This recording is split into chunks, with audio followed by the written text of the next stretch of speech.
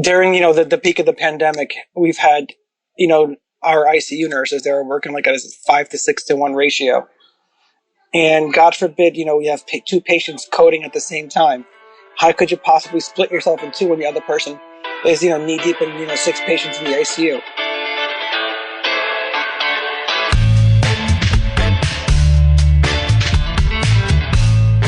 Clock in, scrub up, and join us behind the red line. You're listening to First Case, a perioperative podcast bringing you exciting interviews, engaging discussions, and innovative solutions that are changing the way patients receive surgical care. Each episode, we talk to frontline staff, perioperative leadership, and nursing entrepreneurs from across the country as they share their stories, experience, and expertise on the industry we love. From the back table to the boardroom, from wheels in to wheels out, we tackle the real-life issues affecting the OR. Whether you're tuning in for surgical service education or inspiration, we're glad you're here. And now it's time to roll back and start the first case.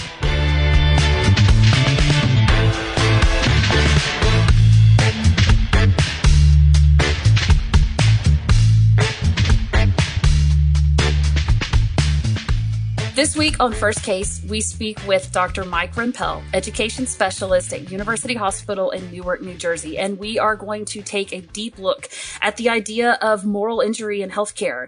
This is an idea that's been around for a while, but is only recently being applied to healthcare workers. And in light of the pandemic and in other experiences that we've had within the healthcare system, it is great to sit and have a discussion about what moral injury is for healthcare workers and how we can heal from it.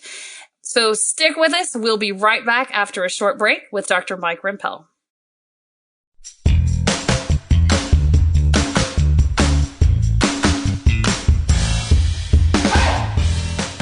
I'm Melanie Perry. And I'm Justin Poulin. A 17 Studios production, you're listening to First Case.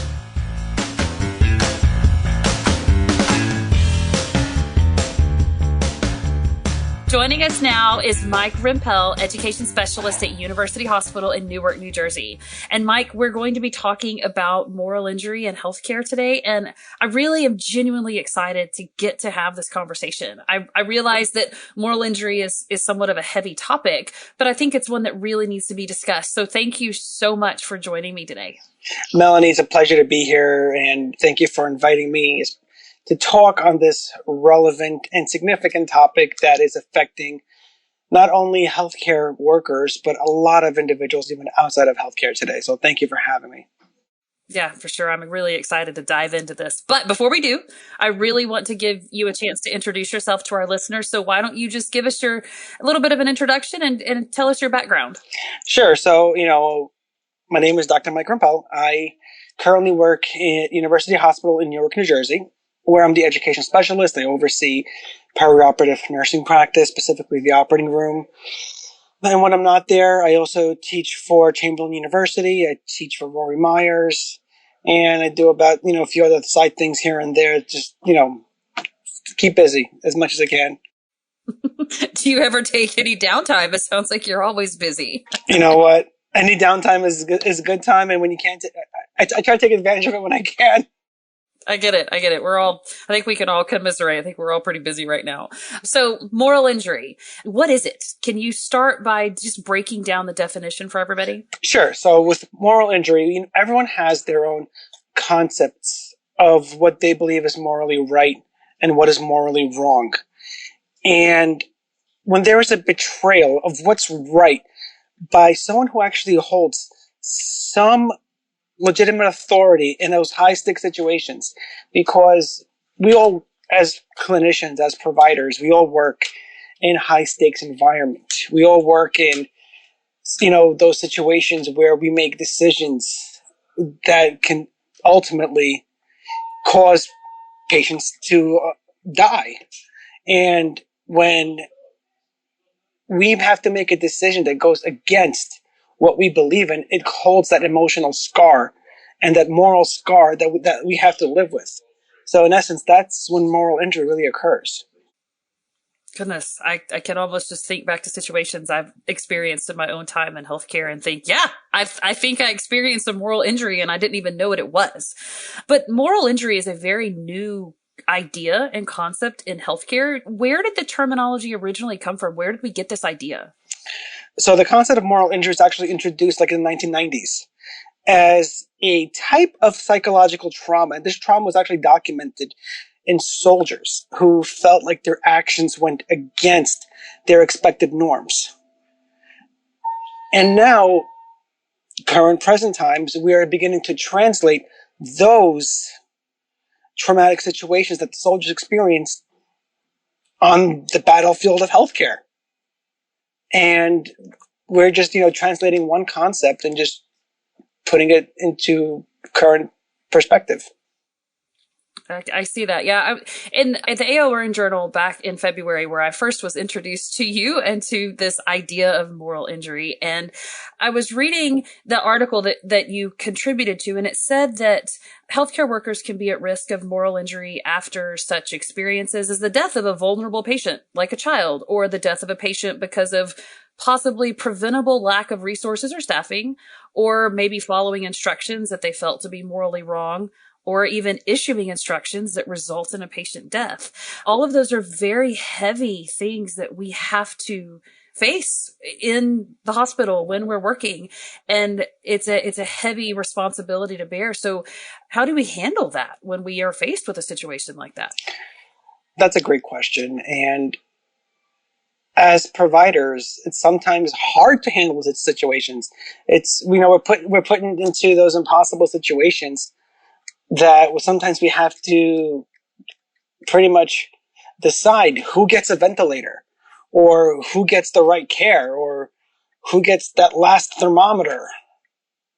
Because we know during the pandemic, we were rationing ventilators, and we had to, as clinicians, decide which patients actually gets the privilege of breathing. Yeah. I think the pandemic really did bring a lot of this to the forefront with trying to decide who gets a ventilator and who doesn't, and who puts us in that position to decide who gets the health care and who doesn't. And also in the article it said that potentially 24% of healthcare workers have symptoms of moral injury that have caused at least a moderate amount of functional impairment. That's a high percentage. And I wonder, too, if maybe we even really know the extent to which the percentage of healthcare workers really have dealt with this type of injury. Is it really known truly how many people have been affected? So, Melanie, I will tell you, healthcare providers, nurses, physicians, anyone who works in healthcare will tell you, and I'll tell you this from my own perspective, that we are our own worst enemy, and we will pretty much be the last ones to pretty much care for ourselves. So that number is probably skewed a little bit. Yeah. Just a little bit. Maybe just a little bit, sure. I have a feeling that number might be seen a little bit higher, closer to around the 40% range, because they did a study that came out of China that said that during the pandemic that about 40% of frontline workers experienced some form of moral injury. So I wouldn't be surprised if it's hovering around there. Yeah, for sure. So can we break down maybe the differences between moral injury and, say, PTSD? Because I know that my brain kind of looked at it originally and thought, well, what's the difference? How are these different phenomena? So that's a great question. And even when I gave this lecture at conference, I actually asked the audience, does this sound just like PTSD? Pretty much half of the audience raised their hand. Because it does sound like it, because if it walks like a duck, quacks like a duck, it's probably a duck. Unfortunately, here, where this differs is that with moral injury, this is where we have that violation of our deep held moral beliefs. We have that spiritual, religious aspect where we feel like there's no God, there's no purpose. We have that sense where our conscience is violated.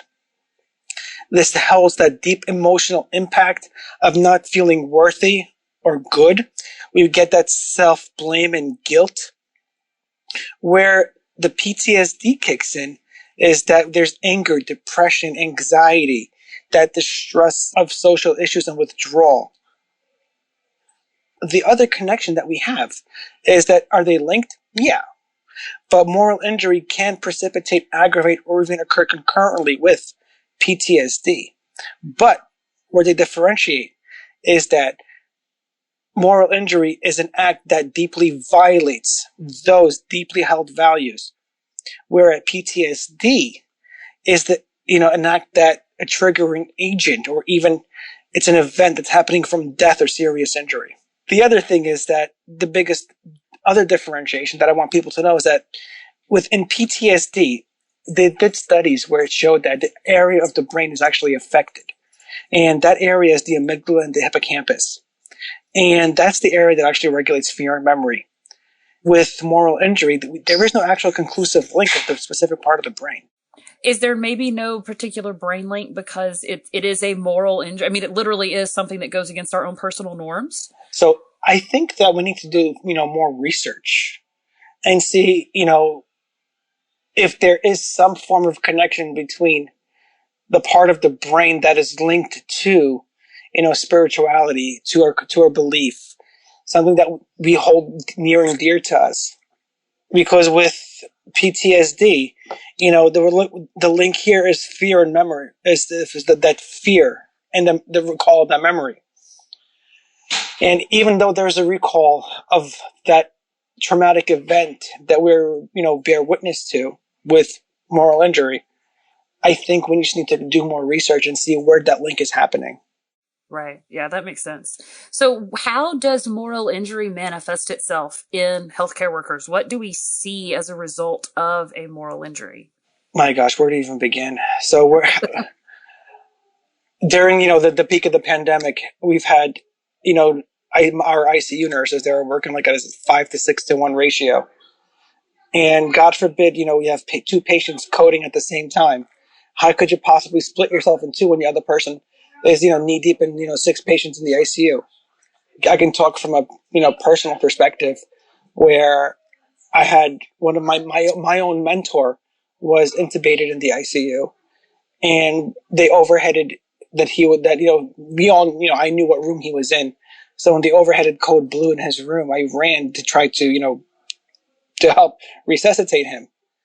But we had to ration our PPE. So, and that still lives with me because I couldn't do everything that I can for him. But this is something that we're still experiencing today, especially with, with staffing shortages and staffing crises. That we're still affected by not having enough resources or supplies. And hopefully, we're getting there, but it's still a challenge. And unless we keep talking about it and discussing it and making light of these situations, that only by doing this, by talking about it, is going to make the situation better. For sure. Yeah. So in that vein, and in talking about it, bringing awareness not only to maybe the frontline worker who could be aware that, oh, I could actually be experiencing this. This might be the explanation for why I'm feeling the way I'm feeling, but also maybe enlightening leadership and making them aware that this could be an issue. How can hospital leadership help maybe prevent and alleviate the effects of moral injury? What can they be doing? So part of the process to begin that recovery process is, in fact, moral healing. And moral healing is a process of moral recovery that involves some form of positive emotions of holding, those people of higher power accountable. And when it comes to moral healing, we need to have that empathy and more importantly, to have self-empathy. And with self-empathy, I think it's more important than actual empathy, because self-empathy is the way to call out the self, yourself, when we're hurt and we actually need the attention and that response. And this is where leadership steps in, because we need our leaders to recognize when we're actually calling on them to help us through that process, to be there, to listen to us when we're all dealing with these issues, these moral conflicts. Yeah, I think things like maybe having some debriefings after hard shifts or after difficult experiences where we've all maybe run in and joined into either a particularly hard trauma or some type of code or some type of case that we've experienced that has been very challenging, and being able to sit and talk about those experiences openly, I think can go a long way in helping people to deal with those feelings. Also, another thing that I think would be very helpful, and it's not always possible because OR staffing is as tight as it is. But when we have those hard cases and we have those, maybe the death of a patient or a challenging case, if it's possible, saying, you know what, I know that your patient, you just had to deal with a patient who crashed and who died.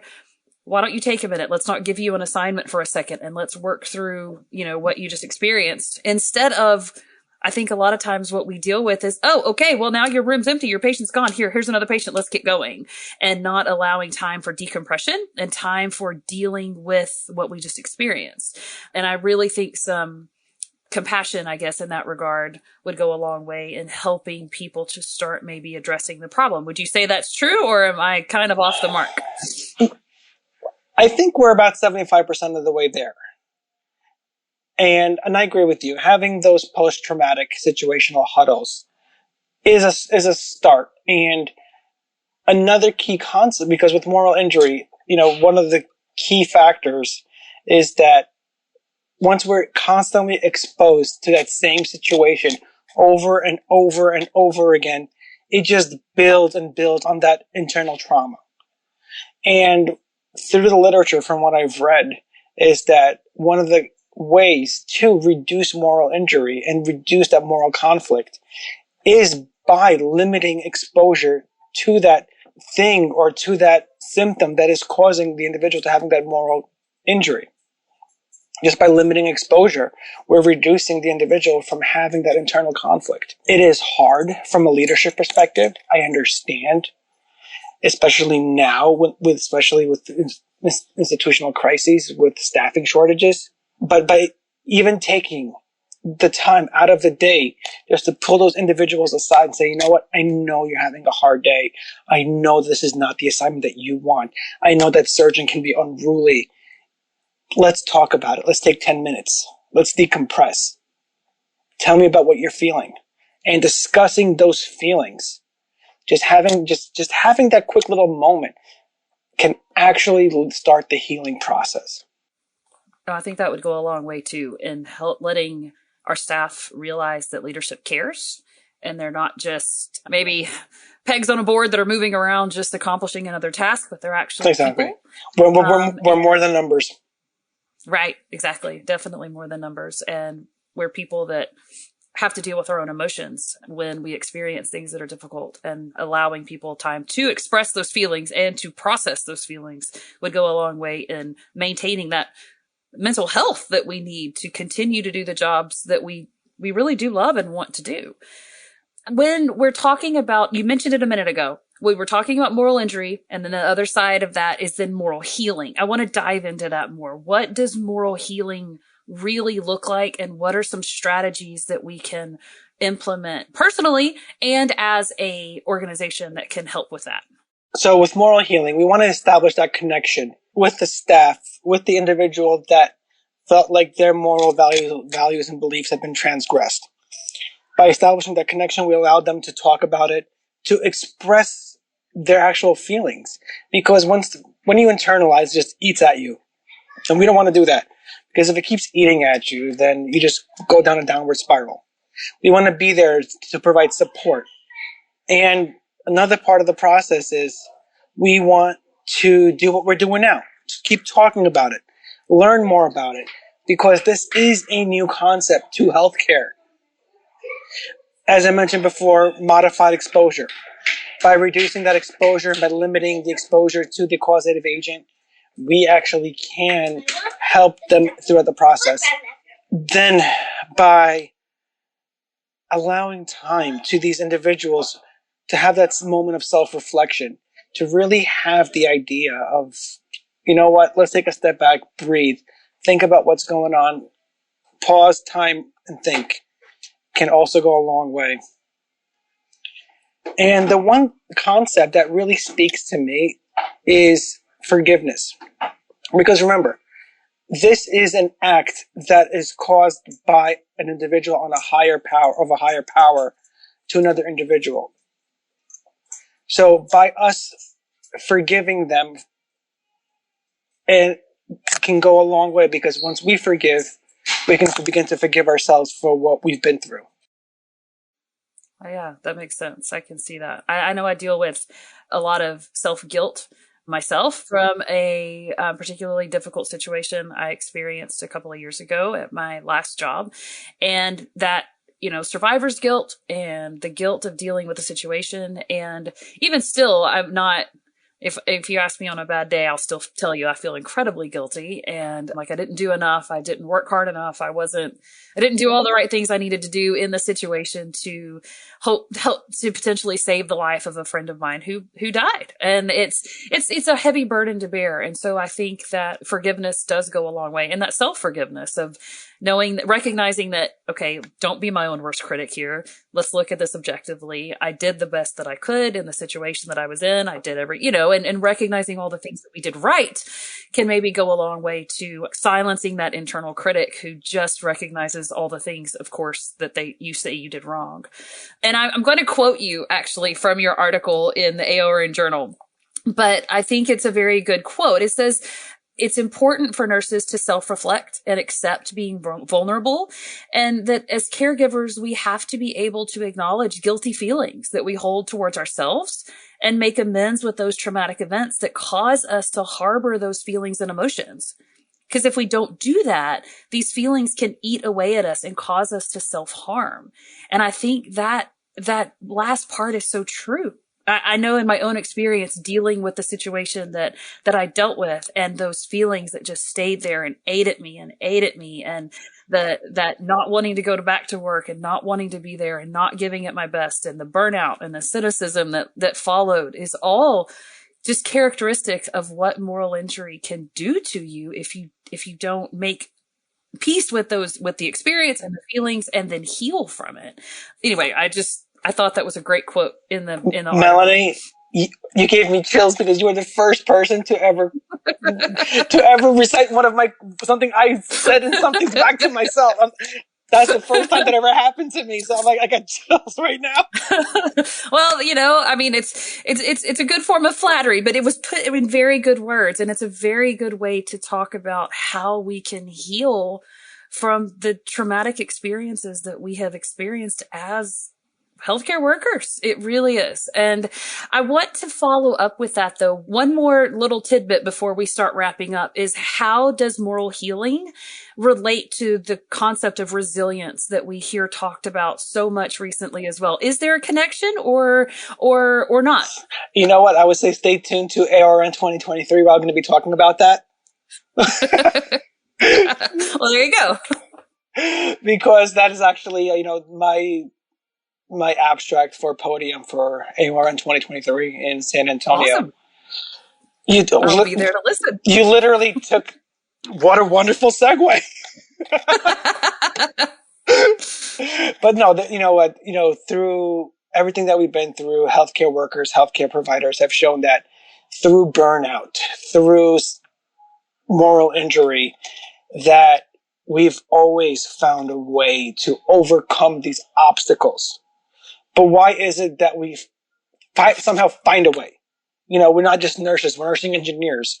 We just find ways to do things. Honestly, as much as I love being creative and ingenious in how we approach things, there's times when it's not okay. And, we've proven time and again that we will be resilient. We will always come out on top.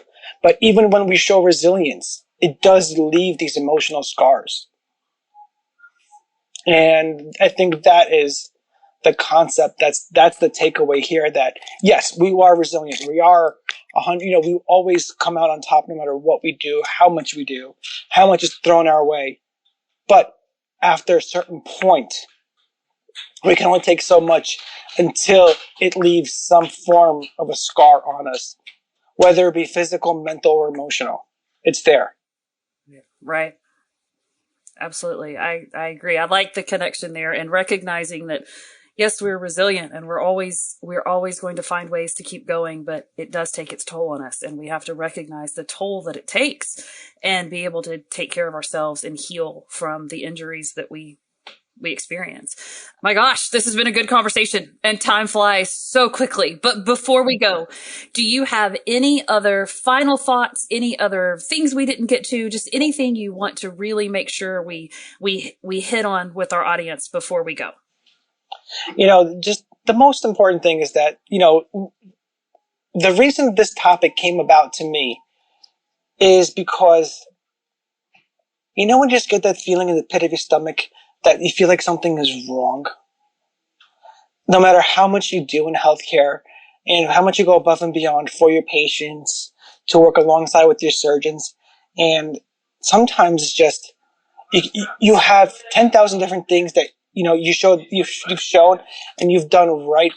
But no matter how much times you've done it, they'll always be like, it's never good enough.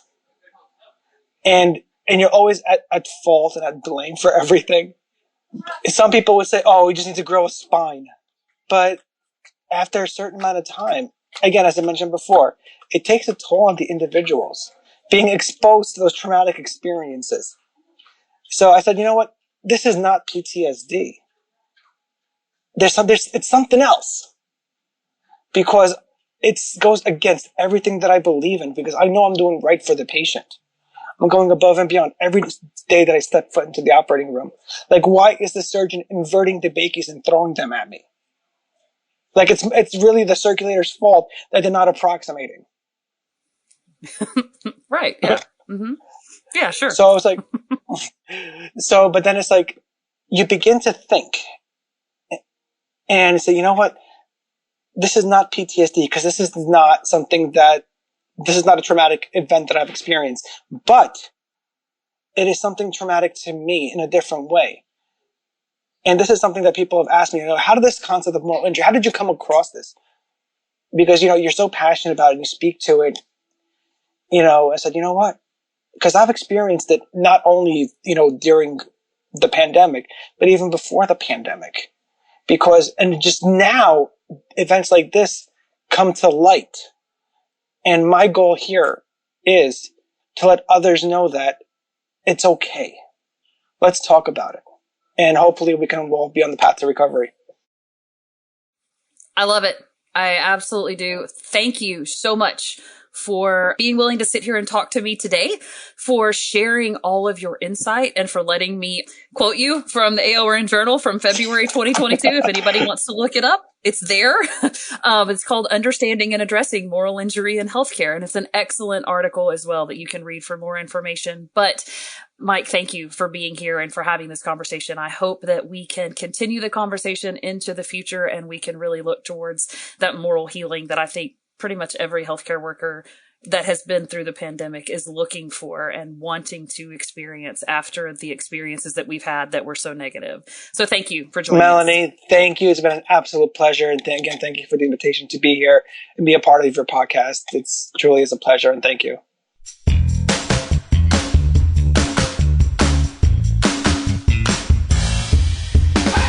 That was Dr. Mike Rempel, education specialist at University Hospital in Newark, New Jersey, enlightening all of us on the reality of moral injury in healthcare and the ways that we can seek out and pursue moral healing. And I know there's going to be a lot of conversation about that in the future. And it was great to be able to discuss that today. But that is going to do it for this week's show. As a reminder, you can help support us by subscribing to First Case on Apple, Amazon, or Google Podcasts, Stitcher, iHeartRadio, Spotify, or on your favorite podcast application.